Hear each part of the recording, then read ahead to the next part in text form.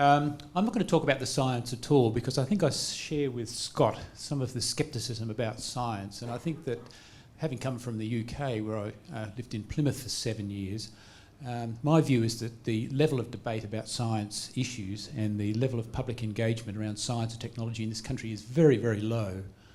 And I think the debate has very much been one between scientists, and I think that many agendas in the science field, and this not just applies to GM crops, it's been very much established already by scientists and powerful interests who are very keen and have very high expectations for science and technology.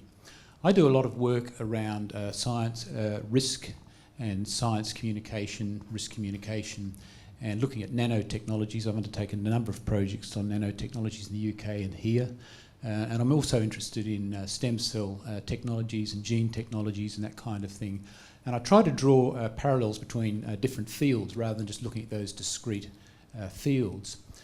And it seems to me that the early stage of the public setting of the agenda is very important. I think the media is a key player. Where do people get their information from? I think the media through various forums and increasingly through the internet, because it's well known that young people are not reading print news media, they're picking up their news through other sources. And I think the way the media frames debates in the very early stages is very crucial for public's understanding and subsequent public response. If we look at cloning of the cloning debate in 1997, when it was announced that Dolly had been cloned, some of you remember that, and I traced the news coverage afterwards. There was a great fear about the consequences of that for human cloning. The scientists came out very quickly in the media and sought to draw a line between the therapeutic uses and the reproductive uses of cloning. There was a great fear there'd be a backlash against cloning. While I was in the UK, there was a debate about nanotechnologies. Prince Charles came out and made some comments which seemed quite silly, although he retracted those comments at a later date on the basis of some information given to him by the Etc group, a Canadian group that worried about the consequences of self-replication of nanotechnology or nanobots, the grey goose scenario. And I traced the coverage of the media. I did a study. I got some money to look at the media coverage.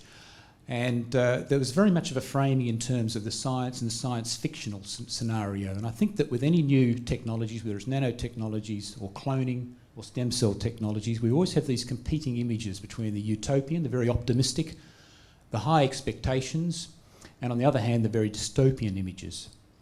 So the short response I'd like to make to tonight's debate, I think that we have a technological fetish.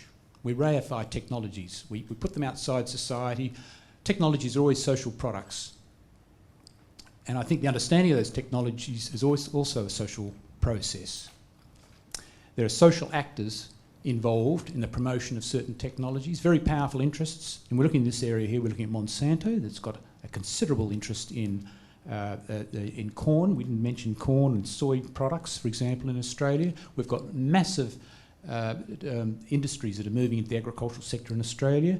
We've got agriculturally productive land that's been given over to production of biofuels, ethanol, etc. We're not having any discussion about this. We're talking about food security, and we seem to look at issues around food security so it's in isolation of energy security and water security. All these issues are interconnected, and I think that we need a debate in this country about these kind of issues, and rather than looking at the technological fix all the time and focusing on the detail of the technologies. I think that might be part of the solution, but it's only a small part of the solution. What I'd like to see is a democratisation of science and technology where publics have some forums, meaningful forums. This might be one sort of forum, it's only a part of the solution, and I think we saw from the responses earlier on, I think this audience here is a very technologically or science literate audience, and I think that people who have an interest in these sort of issues come along to these sort of forums. What about the mass of the rest of the population who may not know much about science or feel intimidated by science? So that's the short answer from me. I'm looking at it as a sociologist, not as someone with a science background, although I originally did an engineering degree many years ago. So I'd like to raise the level of debate and get away from this technological fix. Thank you very much.